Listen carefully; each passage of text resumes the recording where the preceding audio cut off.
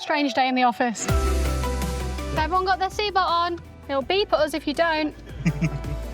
I started in 2021 as a graduate on our operations grad scheme. I do quite an unusual job. I'm a trackside reliability engineer, basically problem solver. If we've had really good reliability, you'll never have heard of us. Whilst I still do quite a lot of firefighting in my day-to-day role, the goal is to do as little as possible because we've already preemptively thought of everything. This week, heading into a race weekend, I've got quite a busy Monday before travelling tomorrow, so defining what the car configuration is going to be for this week, my personal workload as well, and then I'll start focusing on the race team's work when they hit feet on the ground on Wednesday.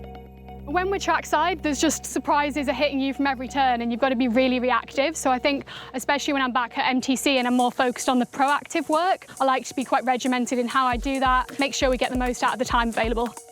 So we are on the boulevard at MTC. This is probably the most famous area. The way that the whole building works, it's kind of like a hand. So you've got like the lake and then we have the fingers. Do you ever get lost? To begin with, but if I still got lost by now, it'd be quite embarrassing.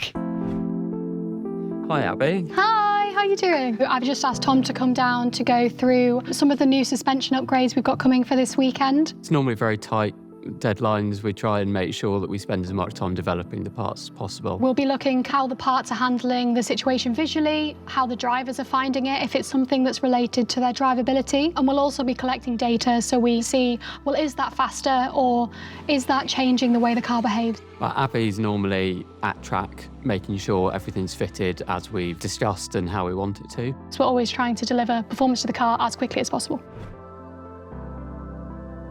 So if it's a sunny day like today, it'll be really busy out here. So it's quite nice that we can go out and get some fresh, like just off site. For me and my counterpart, we tend to do 3 races on, 3 races off. We get that really nice balance of staying really connected with the race team, but not losing track of the factory. Which do you prefer?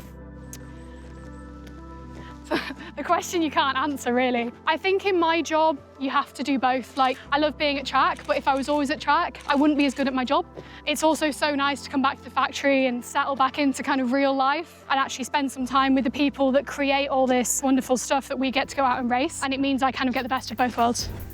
We're in the race bays here at McLaren, so we have the 2 race bays, R1 and R2. This is where we complete our first builds of the season. And during any service turnaround, Andrew and his team would be completing all the tasks that need to be completed on the car. I sit down here with Andrew during those time periods so that we're on hand to support the team. What's Abby like to work with? Yeah, good. She's very proactive about getting our job done and means we can get on with building the cars. It certainly makes our lives easier. You know, I'm that first point of contact if we've got an upgrade. So I need to understand what I'm looking at well enough to be able to answer those questions. It's that iterative learning.